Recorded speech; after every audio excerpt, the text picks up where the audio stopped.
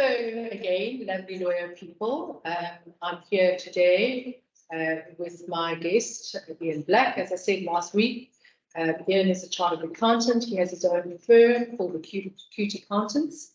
And Ian has been involved in doing trust audits for law firms for a number of years, his firm. And Ian tells me that this last year they did 101 trust audits. That's quite a sum of audits.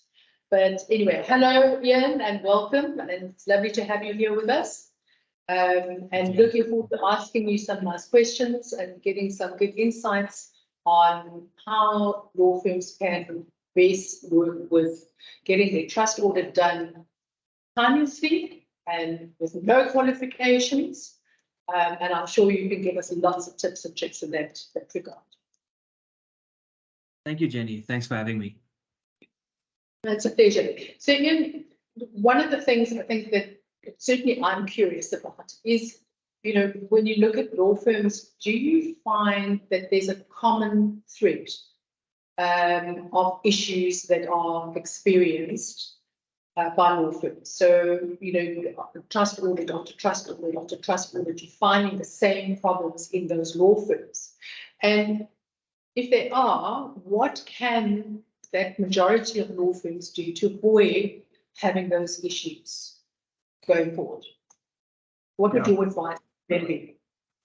Yeah, I actually think the biggest issue that we pick up amongst any attorney trust audit is actually the fact that they do actually appoint either friends or family or acquaintances that are bookkeepers, but don't have the expertise to actually process legal transactions as it's required to be done. I'll give you an example. As soon as your trust goes into deficit, that's a major issue. But in most cases, these bookkeepers don't pick that up, and it's something that gets identified in the audit after financial year end, which is a major issue. And then it requires someone to go back, rectify the entries, or qualify the audit report, which will in any case happen in such an event. I think there's two sides to what you're actually saying, from what I can pick up. One I pick up is that, it only gets picked up later. Is that because the processing is not done as it happens? And also that you're saying that it's not necessarily done by people who really understand how to process legal transactions. Yeah, I think it's actually both of those cases. So yeah, the majority of the time it's persons that do not understand how legal bookkeeping actually should work. That is technically a trust account that you need to account for, and then also the business account, and that those two should not mix. That's one major aspect of issues that we pick up every year, and I would say the majority of the reason is the person doing the data entry does not understand how it's supposed to work. Okay, no, that's a great tip. So what is your recommendation in terms of doing that? I mean, obviously it's very nice to be able to have a family member who perhaps knows and understands a bit about bookkeeping, or maybe like a trusted employee that has been working for you for some time, who decides to leave when you go out on your own and open your own law firm. Maybe they've been your secretary for a number of years, and you now expect them to actually process your book. What's your advice in and around that as a professional? Yeah. Well, my biggest reasoning would be actually to find someone professional. Not having your books up to date, it's very easy to contravene the act when it gets to how you need to record your transactions. That would mean a qualified audit report, and it could mean disciplinary action at a later stage. So you would really need to take care when dealing with it. And by that, you also need to be careful, because a lot of the accounting professions out there do not specialize in legal bookkeeping, which means you actually need to find someone that's professionally accredited and actually has experience in legal bookkeeping, understand how the what do you call it, the industry actually works, that there's something like matters, there's something like there's a problem when your trust account goes into deficit. How do you extract your fees out of the trust? All of those aspects need to be understood, and it's not that easy if you find a recently qualified accountant. The only place where they pick up this experience, any accountant, is by being in an audit firm that does trust audits, that has experience in how to write up these books. They've either worked for one of the legal software entities where they heavily train their people to understand the industry. It's not an easy resource to find. So you really Yeah. need to actually look and see if you can identify the right person. But I mean, how do you go about it? Is there like, we have these industry bodies where you can go and you can say, okay, I know these are proper qualified accountants. Can I go to them? Is there anything that says that, this person is specifically qualified to do legal bookkeeping and legal accounting? Yeah, at the moment, you won't find it very easily. However, we are actually involved at the moment in setting up a portal where persons that actually have legal bookkeeping experience and auditing experience would be able to register to make it easier for legal practitioners to find those resources. And then on top of that, we are also involved in setting up a professional body for accountants and auditors to actually warrant that these persons can actually do the audits for legal practitioners. That's amazing. That's amazing, Ian. And I'm sure we'll hear more about that from you, once all of these things are in place. And I'd love to have a chat to you again about that, because I think it's hugely important. Because, certainly in my experience, the accounting is different. It's not rocket science, but it is different because you have to take into account, the provisions in the Act, in order to be able to write up those books and records, not autonomously, but correctly. I think also this also leads into my next question: is do most law firms leave their trust audit to the last minute? And if so, how does your firm cope with this? Doing 101 trust audits, you can't do 101 trust audits in a couple of weeks. How does this work for you?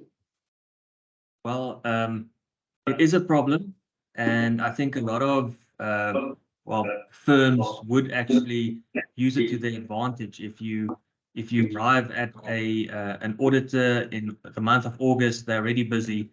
They're either going to tell you they can't do your trust audit, or they're going to charge you a premium in order to facilitate working overtime to get it done. It's also usually where mistakes and errors on the audit side can creep in as well, because if you're rushing it, you might miss something substantial. What I would actually say is the way to prevent this, and what we do with our clients, is we actually plan and prepare for the trust audit way ahead of time. So most of our clients we have a relationship with, that we basically see them every year. We start planning in March when the financial year has already been completed, and then we start obtaining the information.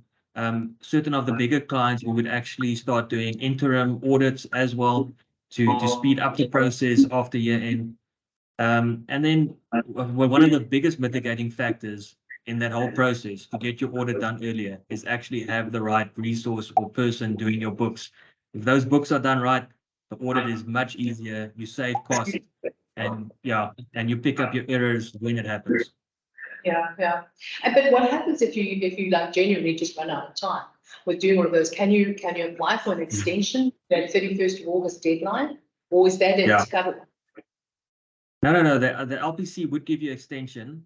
You would need to give reasons, and it needs to be proper reasons, like you're new you're a new registered firm, you weren't aware of it. However, you should be. But we found people that have lost their data, or one client actually, their house caught fire at year end. So there's a lot of mitigating factors or things that could enable you to get an extension at the LPC.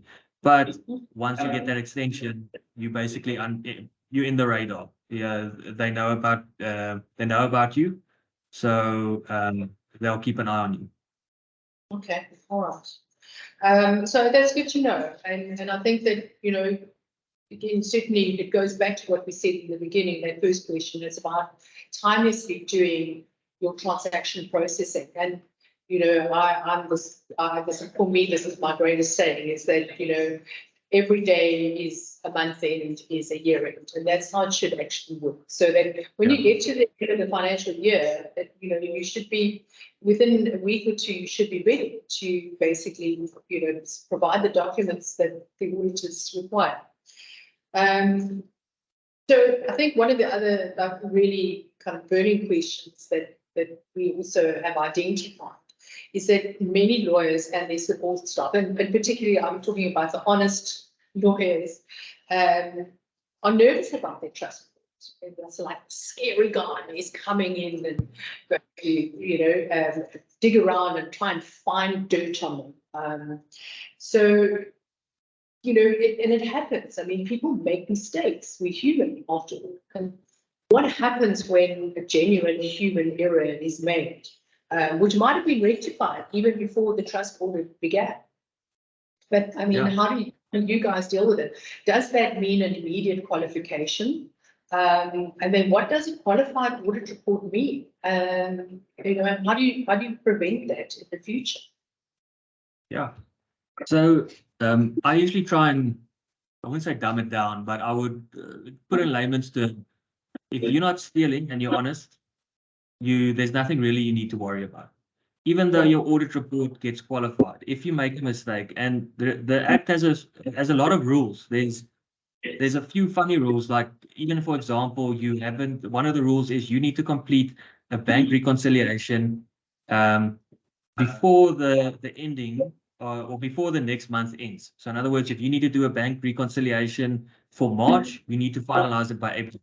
If that system wasn't, or that reconciliation wasn't done before the end of April, that means it's a qualified audit report. It's funny. It's something so small. It might not have a problem in, but if you haven't done it, we need to qualify the audit report. But a qualified audit report doesn't mean you're not going to be able to trade. You're still going to be able to get your fidelity fund certificate. The only thing you won't be eligible for is the refund on the fidelity or on the audit, basically, from the LPC. Yeah. Okay. So I mean, it's, I think people are nervous anyway, because I mean, it's always difficult to have somebody look over your work and tell you, oh, you've made a mistake.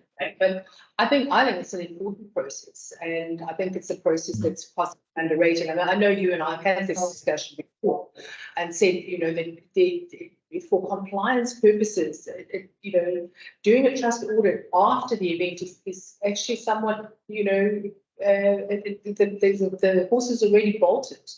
And then, it would be much easier if you had somebody kind of looking over your shoulder and saying, Jenny, you didn't do that right. This is how you should be doing it. Then it stops that process from just being perpetuated. But I think that it's, what you said might make it a little bit easier to know that you can get a qualified trust audit, and it's not the end of the world. And it is important. It's important. So I think if from a law firm's point of view, a little bit of nervousness, it's fine.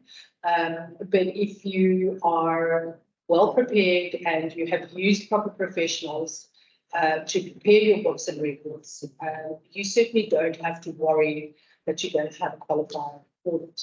And what is the process when your audit is qualified? You said that it doesn't preclude you from your fidelity funds to renew it. What is the process? Is there submissions that are made? Yeah. So what happens when we submit a qualified audit report? It does get allocated at the LPC to someone to, like, I would call it a semi-investigate, just ensure that everything's normal. And then with this audit report, we actually do a letter with the legal practitioner as well, just to justify all their mitigating factors. So if they did something at a level where, let's say the trust went into deficit for one minute, that gives you a qualified audit report. But we need to explain why it happened and what has the legal practitioner done prevent that. And if it means that we can sort all these items out that cause the qualified audit report, the LPC from the LPC side, they would just check that the same thing doesn't occur in the next period, which is the next financial year. Yeah. And then as long as they're happy with that, or as long as they have that, it's not a problem, and it's not a recurring event. Yeah.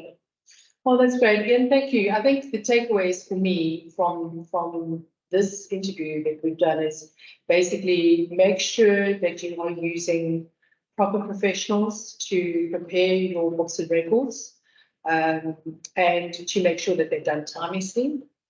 And I think also just to make sure that you're well prepared for your trust audit, and try and get that trust audit done as soon as you possibly can after the financial year, to avoid any issues or perpetuation of any things that are not necessarily being done correctly.